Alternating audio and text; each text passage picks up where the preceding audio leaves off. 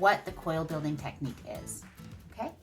So, coils, what they are is just these long clay snakes, right? So we want to roll coils, and I'm going to show you how to do that in a second. And we want them to be about the thickness of like your index finger, like the thick part, like your knuckle. We don't want super skinny coils because they're gonna end up cracking apart and they dry out really easy. We also don't want super thick coils because remember, we don't want our clay projects to be too thick. So index finger is a great size, okay? And so you're gonna start when you're rolling a coil. You're gonna start with your fingertips, not the palms of your hand, just the fingertips, because they have a little bit more sensitivity and control. And you're just gonna kind of roll it back and forth, making sure it's a nice smooth rolling feeling. If it starts to get kind of floppy, then you might need to like go back and like do a different section over. But once you get going, you just want to start opening your fingers a little bit, and then that is going to encourage your coil to get longer. And I can feel a little floppiness here. If you start to see lines in there, it means it's folding. It means it's not perfectly round. So you want to work on making sure your coil is nice and round.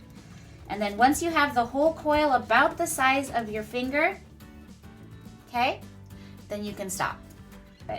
And so the first thing is we need to create the base. So we're gonna do what I call a cinnamon roll. So you're gonna just take your coil and just roll it up like a cinnamon roll.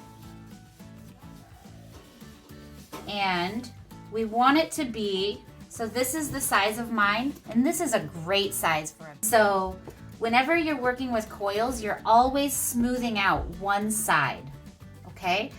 If not both. And we're gonna be doing both in a minute here, but for now, we just wanna start with the inside of our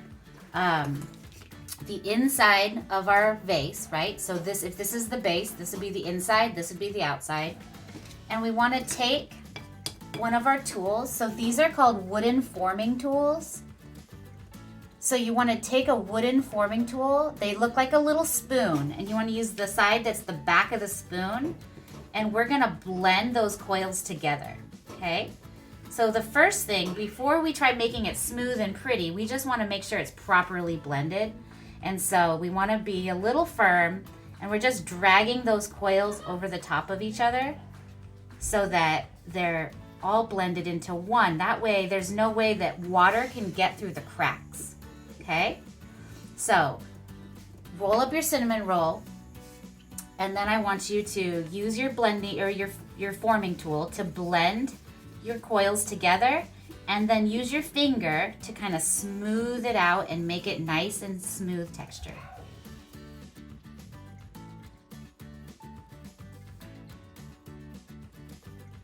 Okay? So you have your base, and remember we were talking about slipping and scoring, right? So we're gonna need our slip. Wouldn't that have been amazing if I just threw that all over myself? Just so classically me. All right. What do I want to use? I'll just use this. Okay, so we want to slip and score. We want to do some real good practice, and especially since this is going to need to be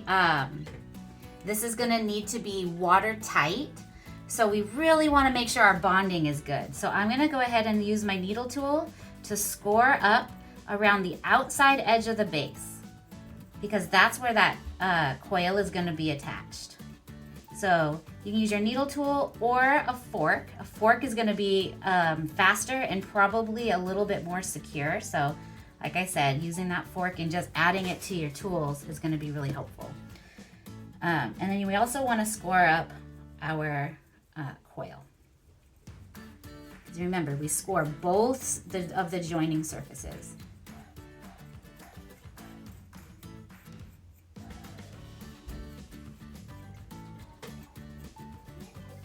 Okay. Then, using a paintbrush or a tool or your finger, we want to just paint a layer of slip onto one of the joining sides. You don't need it on both because that's a little overkill. ends up just making a big mess. Okay, so I painted my slip on this side. I have my scoring on both sides. And then the way that coil building creates a form, right, is by taking this coil and we stack them. Okay, so I'm gonna be firmly pressing it in without squashing the coil, but I do want to press it in nice and firm so that I can stack my coil. And once I hit where my, like where the start of my coil is, I'm just gonna come on back here and score up the surface.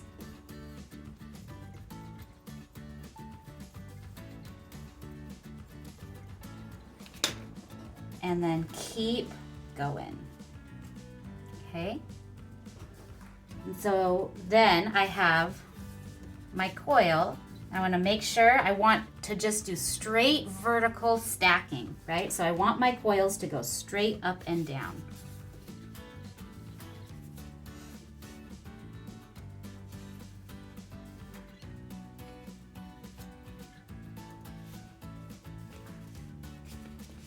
And then I'm going to roll another coil.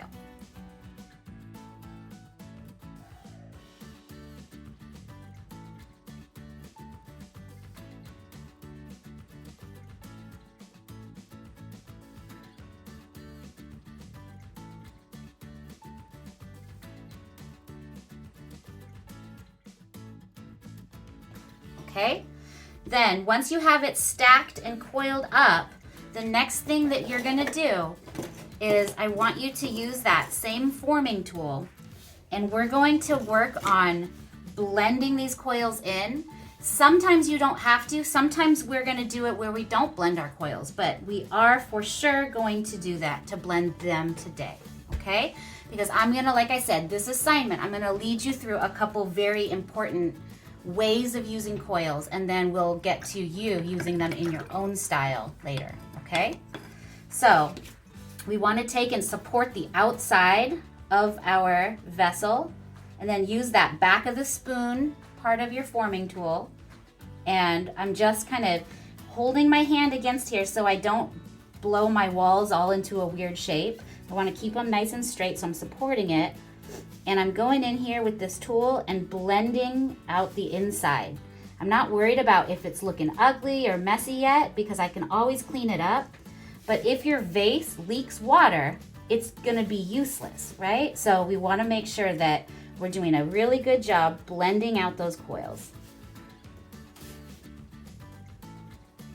And that forming tool is a great tool for doing this.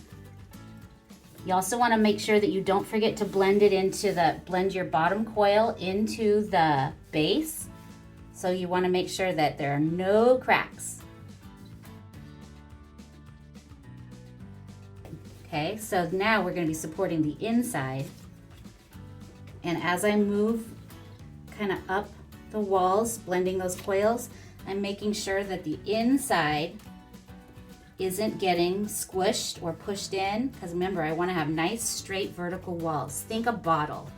We're making the beginning part of this is going to be a bottle shape, so we want it to go straight up and down.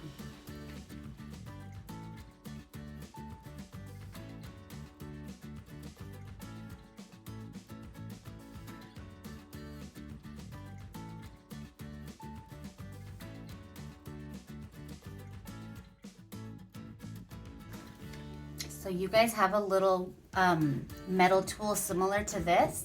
This is called a rib. And this is a really nice tool for scraping down bumps. So you can kind of just go around the outside. Once you get your coils all blended, and use your metal rib to kind of scrape down some of those lumps that might be sticking out or making your project a little less neat. Also going to help, this is also going to help really blend those coils together, right? With this little bit of compression I'm doing around the outside.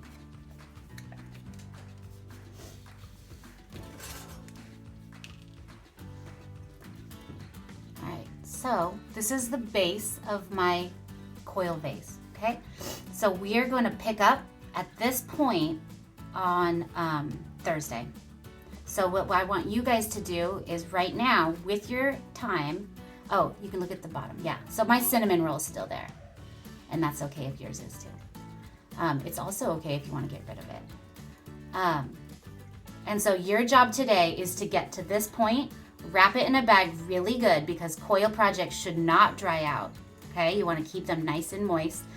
Wrap it in a bag really good and then wait until Thursday where we can pick up where we left off and start adding another technique above it, okay?